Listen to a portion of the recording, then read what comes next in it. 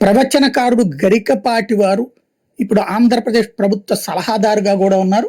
ఆయన తాజాగా నిన్న చేసినటువంటి ఒక ప్రతిపాదన, తమిళనాడు వాళ్ళకి తమిళం అనేటటువంటి పెచ్చు ఉంది, అక్కడ తమిళనాడు అనినే ఉంది, కేరళ అన్నటువంటిది కేరళం అని మార్చుకుంది. వాళ్ళ భాషకు సంబంధించి అంత స్ట్రాంగ్ ఫీలింగ్ ఉంది. మన వాళ్ళకి తెలుగు ఫీలింగ్ లేదు.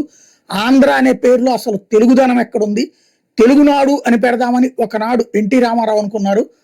ఆ పేరుని పెట్టాలి అని నేను ప్రతిపాదిస్తున్నాను, ప్రభుత్వానికి అభ్యర్థిస్తున్నాను, అన్ని పార్టీలు సమర్థించాలని అంటూ పిలుపునిచ్చారు.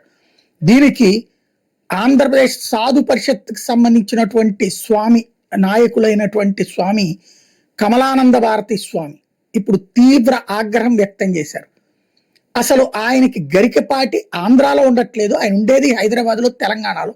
ఆయన వచ్చి ఆంధ్ర పేరు మార్చమని చెప్పడం ఏంటి? అసలు ఇక్కడ పేరు మార్చాల్సిన అవసరమే ఉంది. మన పురాణాల్లోనే ఆంధ్ర ప్రస్తావన ఉంది, చరిత్రలో ఆంధ్ర ప్రస్తావన సుదీర్ఘంగా ఉంది. అలాంటప్పుడు ఆంధ్ర పేరు మార్చమని తెలంగాణలో కూర్చున్నటువంటి గరికపాటి చెప్పడం ఏంటి? ఆయన కావాలనుకుంటే ఇక్కడికి ప్రవచనాలు చెప్పుకోవడానికి రావచ్చు, వెళ్ళొచ్చు.